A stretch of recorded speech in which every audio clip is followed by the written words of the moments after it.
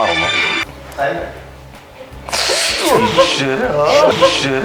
ആ ഒരു പോലീസ് വേഷം അത്രയും ചേരുന്നു, അല്ലെങ്കിൽ ഇത്രയും മാച്ചിങ് ആയിട്ട് വേറൊരു നീ അങ്ങനെ ഫിറ്റ്നസ് നോക്കി കഴിഞ്ഞാൽ മലയാള സിനിമയിൽ അത്ര ഗുണം ചെയ്യില്ല.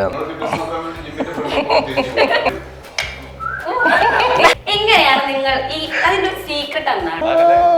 അത് ഉടായിപ്പൊന്നുമില്ല. ടോബി ചേട്ടന്റെ കുറച്ച് അടിപൊളി ഫോട്ടോസ് എനിക്ക് കിട്ടിയിട്ടുണ്ട്. ഇതാണ് ഫസ്റ്റ് ഫോട്ടോ.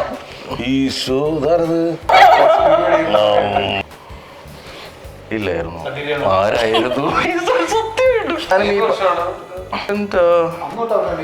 പിന്നെ ആ ഒരു തിരിച്ച് നാട്ടിൽ വന്നു കഴിഞ്ഞപ്പോഴാണ് ഞാൻ സത്യം പറഞ്ഞ സണ്ണി ലിയോന്റെ ഒരു പടം കാണുന്നത്.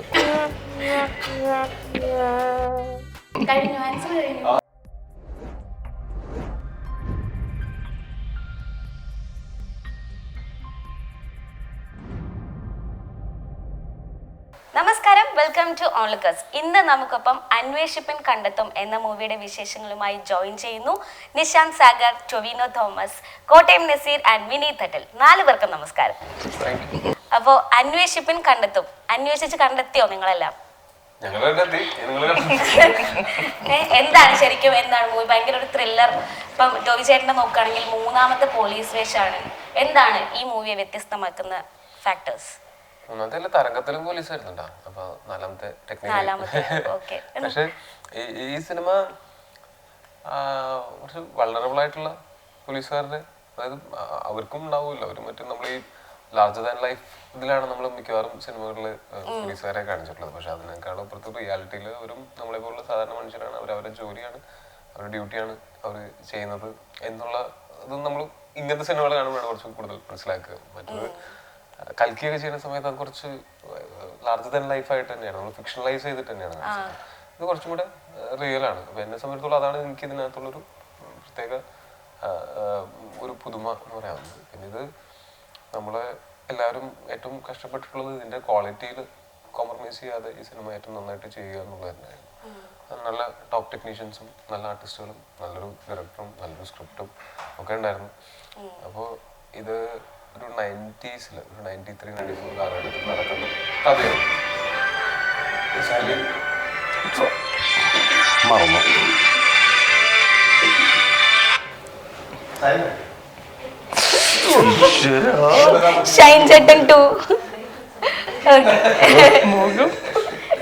അപ്പൊ അതാണ് പ്രധാനമായിട്ടും ഈ സിനിമ. ഇതിനകത്ത് ഭയങ്കര ഇൻട്രസ്റ്റിംഗ് ആയിട്ടുള്ള ഇൻവെസ്റ്റിഗേഷനും ആൾക്കാരെ എന്റർടൈൻഡ് ആവും.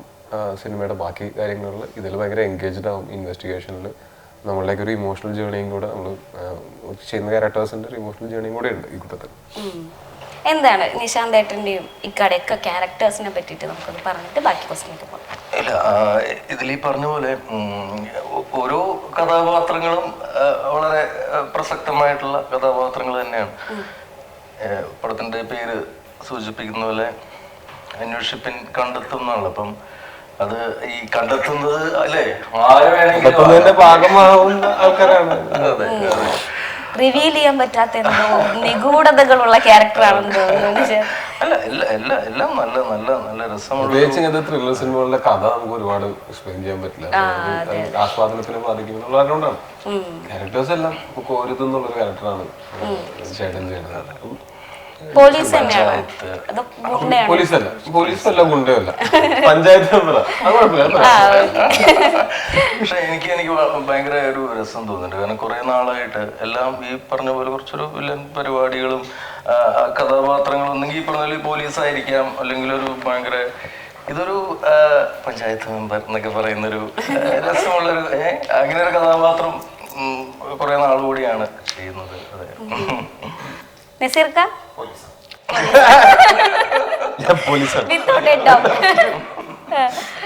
എങ്ങനെയുണ്ടായിരുന്നു വീണ്ടും ഒരു പോലീസ് ഒക്കെ ആയിപ്പോ?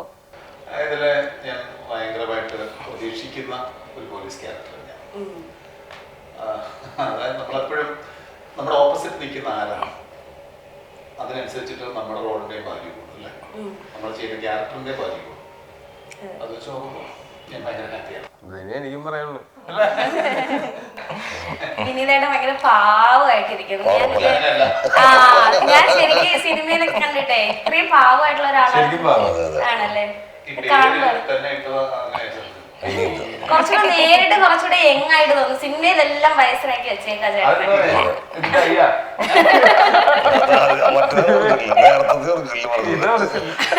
അതാണ് സോൾട്ട് ആൻഡ് പെപ്പർ ലുക്കിന്റെ നമ്മുടെ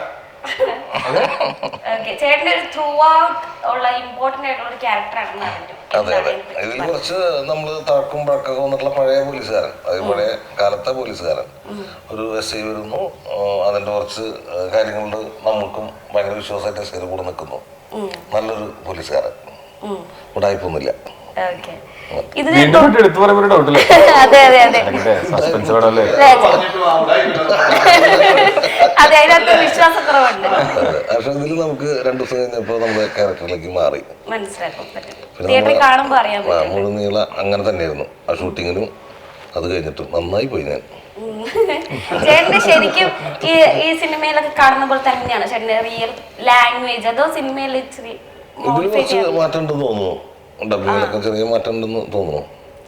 എനിക്ക് തോന്നുന്നു ചേട്ടനെ ഐക്കോണിക് ആക്കി നിർത്തുന്നത് ചേട്ടന്റെ ആ ഒരു സംസാര രീതിയൊക്കെയാണ്. ഇതില് കുറച്ച് മാറ്റങ്ങളുണ്ട്. ഡയറക്ടർ പറയുന്ന പോലെ നമ്മൾ ചെയ്യില്ല. അപ്പോ ഈ മൂവിയുടെ മറ്റൊരു പ്രത്യേകത കുറെ പുതുമുഖങ്ങളൊക്കെ വരുന്നുണ്ട് എന്ന് കേട്ടു. ശരിയാണോ? അങ്ങനെ ഒരുപാട് പുതുമുഖങ്ങൾക്ക് ഇതിനകത്ത് വേറെ കുറെ പല വേഷം പല പല ആർട്ടിസ്റ്റുകളുണ്ട്, കുറെ പേരുണ്ട്. നമ്മള് പുതുമുഖങ്ങളുണ്ട്, ആർട്ടിസ്റ്റുകളുണ്ട്. പോപ്പുലർ ആയിട്ടുള്ള ഷമ്മി ചേട്ടൻ, ബാബുരാജേട്ടൻ, സിദ്ദിഖ തുടങ്ങിയ കുറെ പേരുണ്ട്. പുതിയ ആൾക്കാരും ഉണ്ട്. ഇതിനകത്ത് ചില ക്യാരക്ടേഴ്സിന് വേണ്ടിയിട്ട് ഓഡിഷൻ കോളും ഒക്കെ ഉണ്ടായിരുന്നു. അപ്പൊ അങ്ങനെ പുതിയ ആൾക്കാരും ഉണ്ട്. പിന്നെ ഇപ്പോൾ നമ്മുടെ ടീച്ചറൊക്കെ ഇറങ്ങിയപ്പോൾ ഏറ്റവും കൂടുതൽ കമന്റ്സ് വന്നത് ടോബി ചേട്ടൻ്റെ ആ ഫിറ്റ്നസ്, ആ ഒരു ഡ്രസ്സിങ്, അല്ലെങ്കിൽ ആ ഒരു പോലീസ് വേഷം അത്രയും ചേരുന്നു, അല്ലെങ്കിൽ ഇത്രയും മാച്ചിങ് ആയിട്ട് വേറൊരു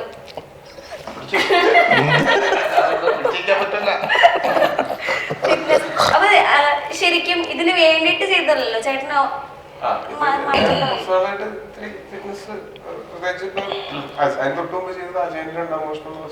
അതിന് വേണ്ടിട്ട് എന്തായാലും ശരീരം കുറച്ച് ഫിറ്റാക്കി കീപ്പ് ചെയ്യണമായിരുന്നു. അത് നേരെ ജോയിൻ ചെയ്ത് ഇതിനകത്ത് ആ യൂണിഫോം ഒക്കെ ഇടുമ്പോ ഞാൻ മുമ്പ് ചെയ്തുള്ള പോലീസ് സ്റ്റേഷനുകൾ പോലത്തെ ലാർജർ ദാൻ ലൈഫ് അല്ലാതെ കാരണം കൊണ്ട് തന്നെ കുറച്ചുകൂടെ ലീനാക്കി താരതമ്യം കുറച്ചുകൂടെ ലീനാക്കി ആണ് ഇതിനകത്ത് പിടിച്ചേക്കുന്നത്. അങ്ങനെ ഭയങ്കര എന്താ പറയാ, സിനിമയിലെ നായകനായിട്ടുള്ള പോലീസുകാരെന്നുള്ളതിനേക്കാളും നമ്മൾ കാണുന്ന സാധാരണ കാണുന്ന പോലീസുകാരുടെ ഫിറ്റ്നസ് ഉണ്ടല്ലോ, അത് ജിമ്മിൽ പോയിട്ടുള്ളതാവണമെന്നില്ല. അല്ലാതെ ഒരു വർക്ക്ഔട്ട് ചെയ്യുന്ന വെയിറ്റ് ട്രെയിനിങ് അല്ലാതെയും വർക്ക്ഔട്ട് ചെയ്യുന്ന അല്ലെങ്കിൽ അത്ലറ്റിക് ആയിട്ടുള്ള ഫിസിക്കുള്ള ആൾക്കാരൊക്കെ ഉണ്ടല്ലോ. അപ്പൊ അങ്ങനത്തെ ഒരു രീതിയിലാണ് നമ്മൾ ഇതിനകത്ത് ക്യാരക്ടറിന് ശരീരം വേണമെന്ന് വിചാരിച്ചത്. മറ്റേന്ന് പറഞ്ഞു കഴിഞ്ഞാൽ ചിലപ്പോൾ ഒരു വളർന്നുള്ളായിട്ടുള്ള പോലീസുകാരനായിട്ട് ചിലപ്പോൾ ആൾക്കാർക്ക് പ്രശ്നം തോന്നിയില്ലെന്ന് വെച്ചിട്ട് ലീനായിട്ട് തന്നെ കീപ്പ് ചെയ്തു. അതിന് വേണ്ടി അങ്ങനെ ബോഡി ബിൽഡ് ചെയ്യോ വെയിറ്റ് കൺട്രോൾ ചെയ്യോ ഒന്നും ചെയ്തിട്ടില്ല. നിങ്ങൾക്ക് ആർക്കെങ്കിലും ഇങ്ങനത്തെ എന്തെങ്കിലും ഫിറ്റ്നസ് നോക്കണം, അങ്ങനത്തെ എന്തെങ്കിലും സജഷൻസ്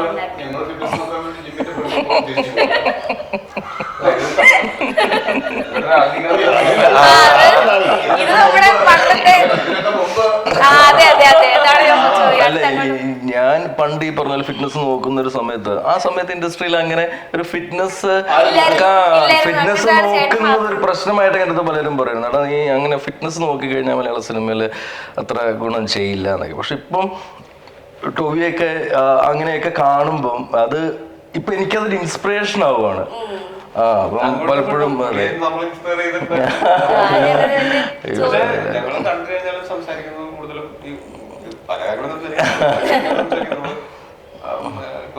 പണ്ടത്തെ പോലെ വെയിറ്റ് ട്രെയിനിങ്ങിനേക്കാളും ഇപ്പൊ കുറച്ചുകൂടെ ലീൻ മസിലാണ്. നമ്മളിപ്പോ ഇപ്പോഴത്തെ വർക്കൗട്ടുകൾ കൂടുതലും ഫ്ലെക്സിബിലിറ്റിക്ക് വേണ്ടിയിട്ടുള്ളതും കോറിന് വേണ്ടിയിട്ടുള്ളതും ഒക്കെയാണ്. ഇതൊക്കെയാണ് ഞങ്ങളും കുറെ നേരം ഇരുന്ന് സംസാരിക്കുന്ന വിഷയങ്ങൾ.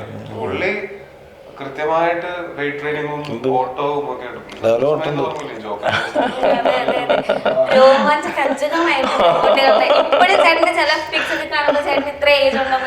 എനിക്ക് അത്ര ഏജ് ഒന്നും ഇല്ല.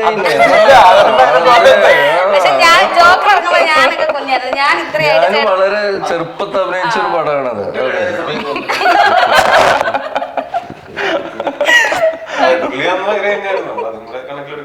അതെ.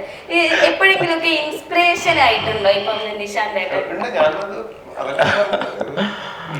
ഇൻസ്പിറേഷൻ എന്നൊക്കെ പറഞ്ഞാൽ പുള്ളിക്ക് എന്റെ ഇൻസ്പിറേഷന്റെ ആവശ്യമൊന്നുമില്ല. പുള്ളി ശരീരം നല്ല വൃത്തിയായിട്ട് നോക്കിക്കൊണ്ടിരുന്ന ആളാണ്.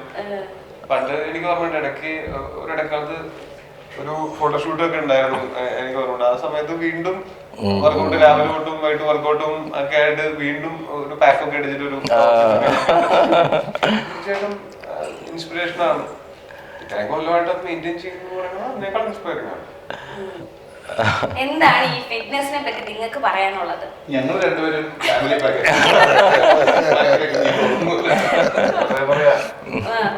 ജിമ്മിൽ പോയിട്ട് വെയിറ്റ് ട്രെയിനിങ് ചെയ്താൽ മാത്രമല്ലല്ലോ ആരോഗ്യമുണ്ടാവും. സത്യം. ഗിഫ്റ്റഡ് ശരീരങ്ങളാണ്.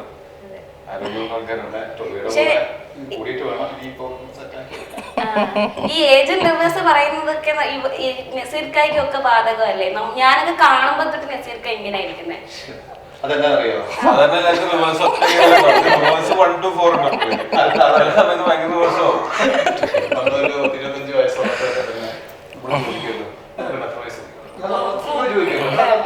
അന്നേ പറയാം 40 വയസ്സുണ്ട്. ഇപ്പൊ 39 പഠിപ്പിച്ചു കളയും. അങ്ങനെ അങ്ങ് മൂത്ത് അങ്ങനെ അവിടെ വളർച്ചയില്ല. ഇനി അതിൽ നിൽക്കും.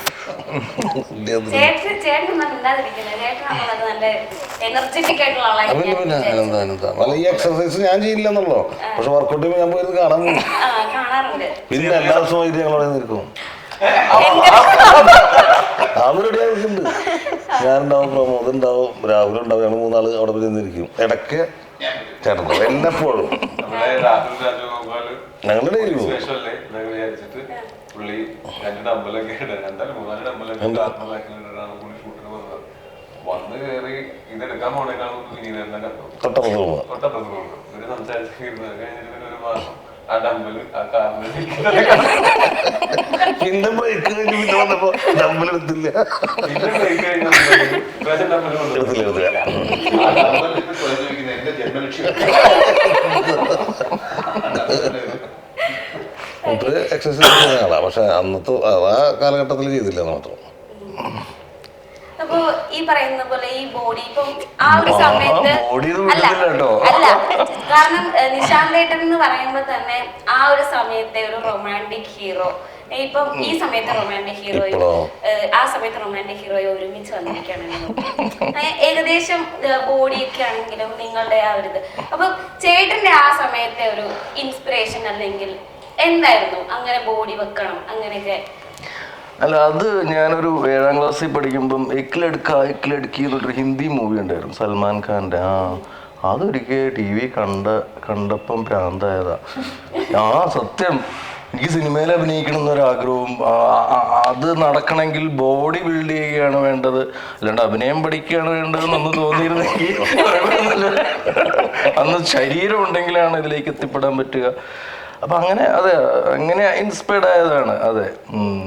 ഇപ്പൊ വേറൊരു കോമൺ ഫാക്ടർ നിങ്ങളുടെ രണ്ടുപേരുടെയും കൂടെ ഞാനിങ്ങനെ നോക്കുമ്പോ ഒരു വലിയ നീണ്ട വർഷത്തെ പ്രണയം അതുപോലെ കാത്തു സൂക്ഷിക്കുന്ന 2 ആൾക്കാരാണ്. എങ്ങനെയാണ് നിങ്ങൾ അതിന്റെ ഒരു സീക്രട്ട് എന്താണ്? നിങ്ങൾ എങ്ങനെയാണ് ഇത്രയും വർഷമായിട്ട് ഇപ്പോഴും ആ ഒരു പ്രണയത്തെ അങ്ങനെ തന്നെ കാത്തു സൂക്ഷിക്കുന്നത്? അതെ,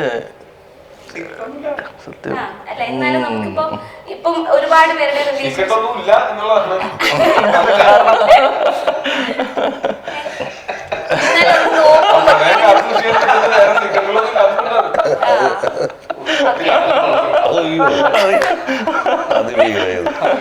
അത് തന്നെയാണ് അതിന്റെ സത്യം. അതെ, ഞാൻ ഒരുപാട് വാചാലമാകുന്ന നിങ്ങളെ സ്വപ്നം കണ്ടിട്ടാണ് ക്വസ്റ്റ്യൻ ഞാൻ ചോദിച്ചത്. ഒന്നുമില്ല, വാചാലമായിട്ടില്ല. അപ്പൊ നമുക്കൊരു എനിക്ക് നടക്കില്ല.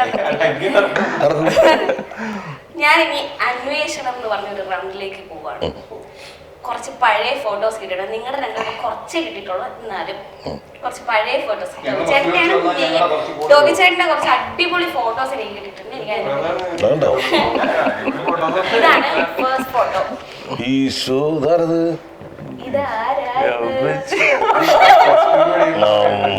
പ്ലസ് 2 പഠിക്കുന്ന സമയത്ത്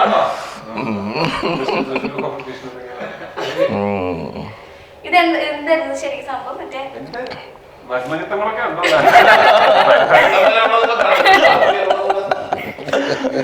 +2 പഠിക്കുമ്പോ കോമ്പറ്റീഷന് പോയതാണോ?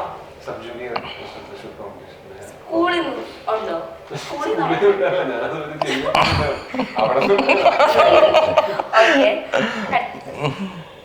School leader. അതെ ചായന്റെ 10 പഠിക്കുമ്പോ സ്കൂൾ ലീഡർ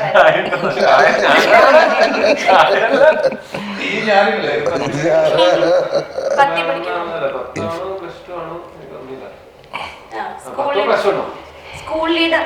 അതാണ് എന്നെ ഏറ്റവും കൂടുതൽ ആകർഷിച്ചത്. സ്കൂൾ ലീഡർ ആയിരുന്നു. +1 വേറെ സ്കൂളിൽ പോയി അവിടെ സ്കൂൾ ലീഡർ ഒക്കെ ആയിരുന്നു.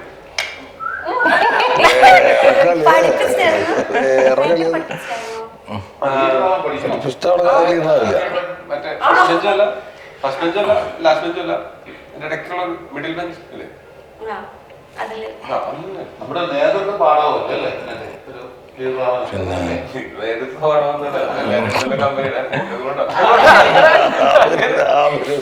ഓക്കെ, അടുത്ത ഒരു പിക്ക് ഇതും കൂടെ റിയാക്ട് ചെയ്ത് കഴിഞ്ഞാൽ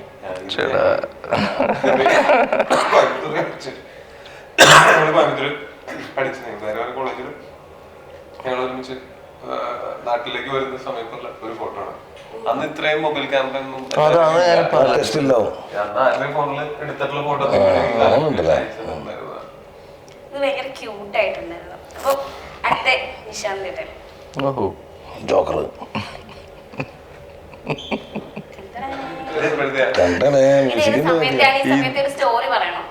ഇത് 6ാം ജാലകം എന്നുണ്ട്. ജോക്കറിന് ശേഷം ഞാൻ ചെയ്തൊരു പടമായിരുന്നു. M.A. വേണു ചകോരം എന്നൊക്കെ പറയുന്ന പടം എടുത്തിട്ടുള്ള സിന്ധു മേനോനായിരുന്നു അതിൽ നായിക. ആ ഒരു സമയത്ത് ഒരു ഫോട്ടോയാണ്. അതുമായിട്ട് ബന്ധപ്പെട്ട് എന്താ കഥ? ഒരു കഥയില്ലാണ്ട് നടക്കുന്നൊരു കാലമായിരുന്നു. അതെ, കഥയില്ല കാലം. ഓഹോ, ഭയങ്കര ഇത് ഒരിടയ്ക്ക് നിശാന്തേട്ടനെ എല്ലാവരും ഇങ്ങനെ പറയുമായിരുന്നു. ഭയങ്കര സണ്ണി ലിയോണിയുടെ കൂടെ ആക്ട് ചെയ്ത ഒരു ആക്ടർ.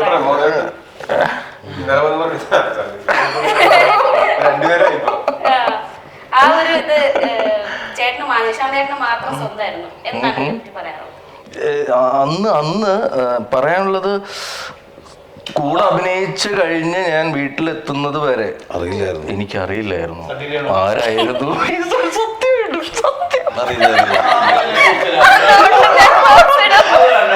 ഇങ്ങനെ ലൊക്കേഷനിലൊക്കെ നിനക്ക് ആളെ മനസ്സിലായില്ലേ എന്നൊക്കെ ചോദിക്കുന്നൊക്കെ ഉണ്ട്. അങ്ങനെ വലിയൊരു ക്രൂ ഒന്നും ആയിരുന്നില്ല. മസ്കറ്റിലായിരുന്നു എന്റെ shoot. Ramendra Babu sir camera, പട്ടണം റഷീദ് മേക്കപ്പ് മാൻ, കുറെ സീനിയർ ആൾക്കാരുമൊക്കെയാണ്. ഇന്നത്തെ പോലെ അങ്ങനെ സോഷ്യൽ മീഡിയ അത്ര സജീവമൊന്നുമല്ല. അതുകൊണ്ട് തന്നെ എന്താ പറയാ, ഞാനും ഈ എന്തോ ഇത് ജോക്കർ കഴിഞ്ഞിട്ട് അതെ 2012 ആ ഒരു ടൈം. തിരിച്ച് നാട്ടിൽ വന്നു കഴിഞ്ഞപ്പോഴാണ് ഞാൻ സത്യം പറഞ്ഞ സണ്ണി ലിയോണിന്റെ ഒരു പടം കാണുന്നത്. അപ്പോഴാണ് ഞാൻ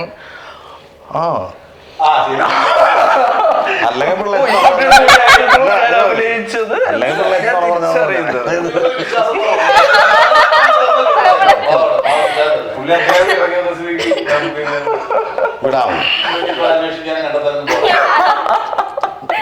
അന്വേഷണം വേണം എന്ന് പറഞ്ഞാണ്.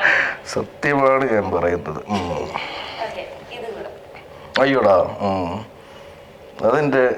എന്റെ സണ്ണി ലിയോൺ.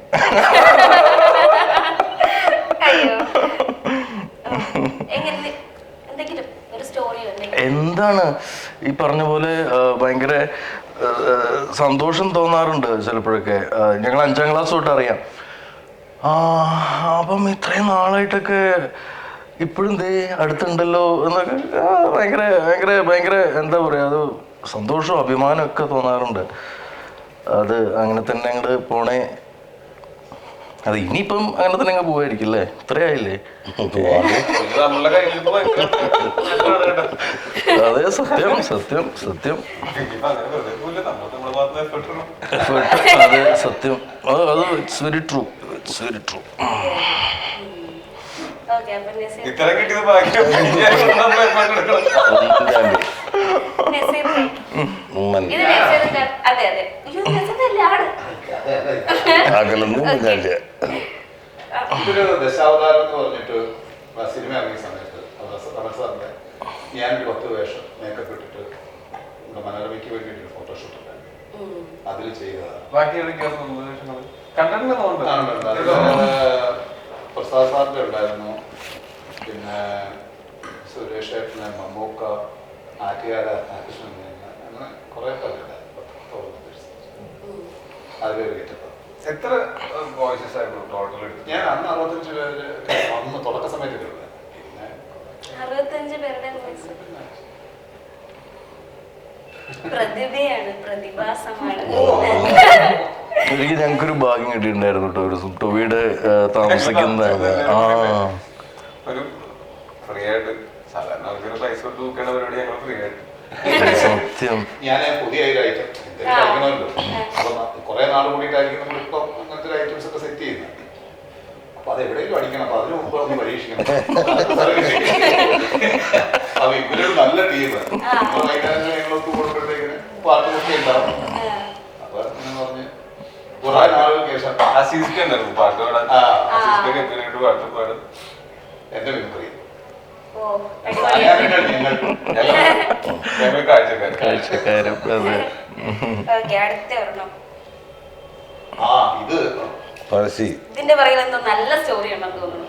സുരേഷ് ഏട്ടന്റെ ആദ്യത്തെ trip, Gulf trip, Arabian dreams. ലേലം ഇറങ്ങാൻ പോകണം. ആ സമയത്ത് ഞങ്ങൾ അവിടെ വലിയ ടീമായിരുന്നു, 10-80ഓളം ടീംസായിരുന്നു മൊത്തം പോയിരിക്കുന്നത്, ഒരുപാട് പേരുണ്ട്.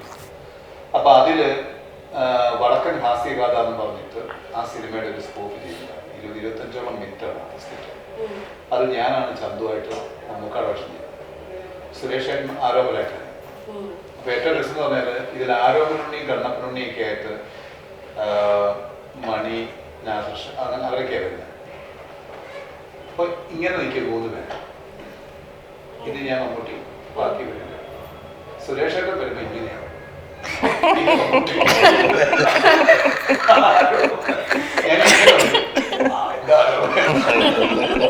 അത് ലൈവായിരുന്നു. ഈ 20-22 മിനിറ്റ് മമ്മൂക്കാടെ വോയിസ് ഇമിറ്റേറ്റ് ചെയ്ത് ലൈവായിട്ട് റെക്കോർഡിങ് ചെയ്തു. പറയാന്ന് പറഞ്ഞാൽ വലിയ ബുദ്ധിമുട്ടായിരുന്നു. പക്ഷെ അത് നമ്മുടെ ഒരു എന്താ പറയാ, ഇനി അങ്ങനെ ഒരെണ്ണം ചെയ്യാൻ പറ്റില്ല. വിനീതട്ടന് എനിക്ക് ആകെ ഒരു പിക്കേ കിട്ടിയിട്ടുള്ളൂ, കുറച്ച് പഴയതായിട്ട്. ഇത് കൊടൈക്കനാല് റോമൻസ് നടന്ന സമയം, റോമൻസ് മൂവി ചെയ്യുന്ന ഞാൻ അഭിനയിച്ചിട്ടില്ല, നമ്മുടെ കൂട്ടുകാരുടെ പടമായിരുന്നു. കൊടൈക്കനാലാണ് അത്. അന്വേഷിക്കാൻ വേണ്ടി പോയതാണോ? അല്ല, നമ്മുടെ സുഹൃത്തുക്കളാണ് പ്രൊഡ്യൂസർമാര്. ഇപ്പോഴത്തെ ലുക്കിലുള്ള ഒരുപാട് പഴയത് ടോബി ചേട്ടന്റെ വെറൈറ്റി കിട്ടിയ പോലെ കിട്ടിയില്ല. ആ സമയത്ത് എടുത്തിട്ടുള്ളതാണെന്ന് തോന്നുന്നു. സിഗരറ്റ് ഉണ്ടാവും കയ്യില്? അതിലുണ്ട്, സിഗരറ്റ് ഉണ്ടാവും.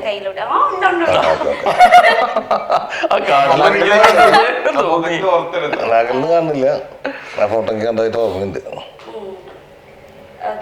അപ്പം ഈ മൂവിയിൽ മറ്റൊരു പ്രത്യേകത, ടോബി ചേട്ടനുള്ളൊരു പ്രത്യേകതയാണ് പപ്പ ഇതിൽ അഭിനയിച്ചിട്ടുണ്ട് അല്ലേ?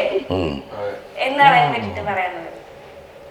ഞാൻ വീട്ടിൽ ഒരു കാട്ടിൽ 2 ദിവസം വേണ്ട, അതൊരു കൗതുകമുള്ള കാര്യമാണ് ഞങ്ങൾക്ക്, ഫാമിലിയിലുള്ള എല്ലാവർക്കും. കാര്യം അപ്പനങ്ങനെ അങ്ങനെ ആ മേഖലയായിട്ട് ഞാൻ ഇതിൽ ബന്ധപ്പെട്ട് കിടക്കുന്ന ആളല്ല. അപ്പം ഒരു വക്കീലാണ്. വീട്ടില് ഡാർലിനും ജിൻചേട്ടനും അവരൊക്കെ വരാറുണ്ട്. അപ്പോൾ അപ്പനായിട്ട് പരിചയമുണ്ട്. ഡാർലിനാണ് ഒരു ദിവസം വിളിച്ചിട്ട് അപ്പനെ അഭിനയിക്കാൻ വിടാറുണ്ടോ? ഇതിനു മുമ്പ് മറ്റേ ആ ഫോട്ടോ സമയത്ത് ശ്യാമത്തെ വിളിച്ചിട്ട് അപ്പനെ അഭിനയിക്കാൻ വിടുന്നു മ്യൂസിക്ക് കേട്ടിട്ട്. പിന്നെ അത് ഞാൻ എനിക്കറിയില്ല അതിനെ പറ്റിട്ട്, പുള്ളി അഭിനയിക്കുന്നു ഞാൻ കേട്ടിട്ടില്ല. നിങ്ങൾ വിളിച്ചുകൊണ്ടുപോയി നിങ്ങൾക്ക് അഭിനയിക്കാൻ പറ്റും, അഭിനയിക്കാൻ അത് തന്നെയാണ് ഞാൻ ഇവിടെ പറഞ്ഞത്. ഞാനായിട്ട് സംസാരിക്കില്ല, നിങ്ങൾ സംസാരിച്ച് ഓക്കെ ആണെങ്കിൽ അവർ നമ്മൾ സംസാരിച്ച് അപ്പനെ കൺവിൻസ് ചെയ്ത് അധികം വലിയ പണിയുള്ള പരിപാടികൾ ഇല്ല എന്ന് തന്നെയാണ് അപ്പം പറഞ്ഞത്. പക്ഷെ അങ്ങനെ ഒരു സൗണ്ട് കെട്ടുന്നത് എന്റെ അച്ഛനായിട്ട് തന്നെയാണ്. അപ്പൊ അത് അങ്ങനെ ഭയങ്കരമായിട്ട് അഭിനയിക്കേണ്ട കാര്യമില്ലല്ലോ. സിനിമ ഭയങ്കര ഇഷ്ടമാണ്. അപ്പന് മാത്രമല്ല എല്ലാവർക്കും വീട്ടിലെല്ലാവർക്കും സിനിമ ഭയങ്കര ഇഷ്ടമാണ്. പക്ഷെ ആക്ടിങ് അങ്ങനെ പുള്ളി പണ്ട് ഞാൻ സിനിമ കയറിയ സമയത്ത് അതിന്റെ ക്രെഡിറ്റ് അടിച്ചെടുക്കാൻ വേണ്ടിട്ട് നമ്മുടെ നാടകത്തിൽ അഭിനയിച്ചു. ഇതിന് റിലീസിന് ശേഷം അറിയാം.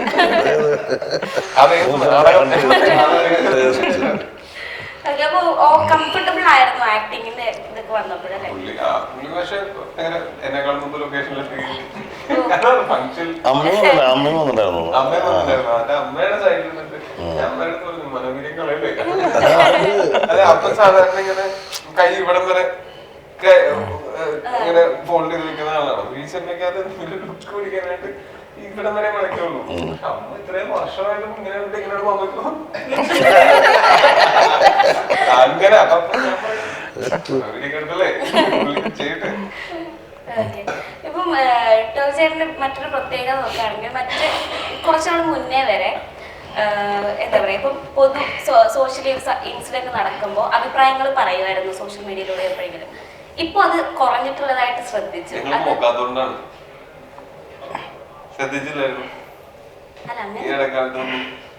നമുക്ക് പറയേണ്ട കാര്യങ്ങളാണെങ്കിൽ പറയാം.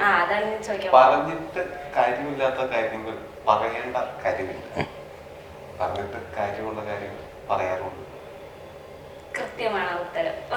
അല്ല, പൊതുവെ ഇപ്പൊ അങ്ങനെ പറയുന്നത് കൊണ്ട് ഞാൻ അത് ക്ലാരിറ്റിക്ക് വേണ്ടി അല്ല, പൊതുവെ കേട്ടിരുന്നു. കുറച്ച് കമന്റ്സ് കണ്ടതാണ്. അത് ആരാന്ന് എനിക്ക് അറിയത്തില്ല. അറിയാത്ത ആൾക്കാരല്ലേ? മുഖമില്ലല്ലോ അതെ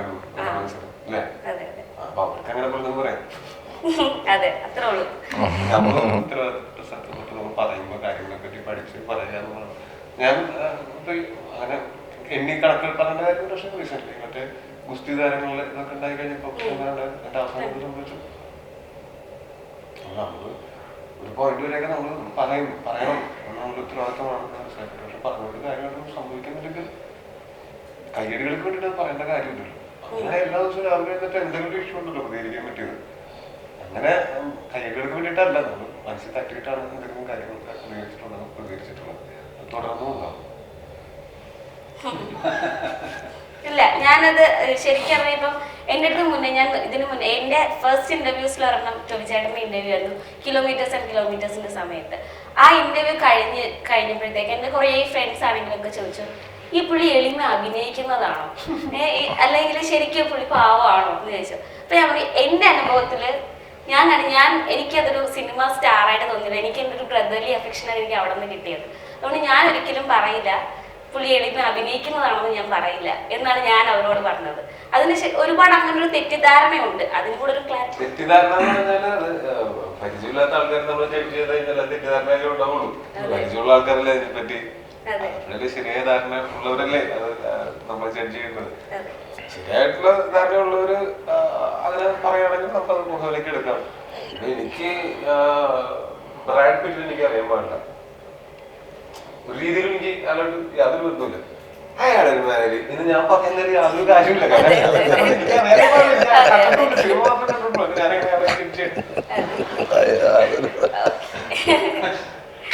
അത് നല്ലവരാണെന്നോ മോശപ്പെട്ടവരാണെന്നോ പറയാനുള്ള അടുപ്പം എനിക്ക് അയാളായിട്ടില്ല. നമ്മൾ സിനിമകളിൽ കാണുന്ന ക്യാരക്ടേഴ്സ് വെച്ചിട്ട് ബാലയ്ക്ക് എന്നാലും മോശപ്പെട്ട ആളാണെന്ന് പറയാൻ പറ്റും. അല്ല, സിനിമ ക്യാരക്ടേഴ്സ് ആണ്, വ്യക്തി ജീവിതത്തിലുള്ള നല്ല മനുഷ്യരായിരുന്നു. അപ്പൊ കഥാപാത്രങ്ങൾ വെച്ചിട്ട് ഇന്റർവ്യൂ സംസാരിക്കുന്നത് വെച്ചിട്ട് ഇന്റർവ്യൂലൊക്കെ ആയിരിക്കും കുറച്ചെങ്കിലും നമ്മളെ അറിയാനായിട്ട് അറിയാൻ പറ്റുള്ളൂ. അല്ലെങ്കിൽ അതുപോലും ഈ പറയുന്ന പോലെ ഞാൻ ഇങ്ങനെയല്ലല്ലോ എന്റെ വീട്ടിൽ സംസാരിക്കാം. വീട്ടിൽ സംസാരിക്കില്ലല്ലോ, വീട്ടിൽ വർത്താനം പറയില്ലേക്കാണ്. ഇവിടെ നമ്മള് പബ്ലിക്കിൽ നമ്മൾ സംസാരിക്കുന്ന സമയത്ത് കുറച്ച് വാക്കുകളൊക്കെ നമ്മുടെ സ്ലാങ്ങിൽ മാറ്റി പറയും. ചിലപ്പോൾ കൂടുതൽ ആൾക്കാർക്ക് അത് മനസ്സിലാവാൻ വേണ്ടിട്ട്. വീട്ടിൽ പോയി കഴിഞ്ഞാൽ ഒരാഴ്ച വീട്ടിൽ പോയി നിന്ന് കഴിഞ്ഞാൽ ഞാൻ ഇങ്ങനെയല്ലല്ലോ സംസാരിക്കാം. ഓക്കെ, അപ്പൊ എന്തായാലും നമ്മുടെ അലോട്ട് ചെയ്ത ടൈം കഴിഞ്ഞിരിക്കുകയാണ്. അപ്പോൾ അന്വേഷിപ്പിൻ കണ്ടെത്തും മൂവിക്ക് ഓൾ ദ വെരി ബെസ്റ്റ്. അപ്പോൾ ഒരുപാട് മൂവീസ് ആയിട്ട് വീണ്ടും നിങ്ങളെ കാണാൻ പറ്റട്ടെ. Thank you so much.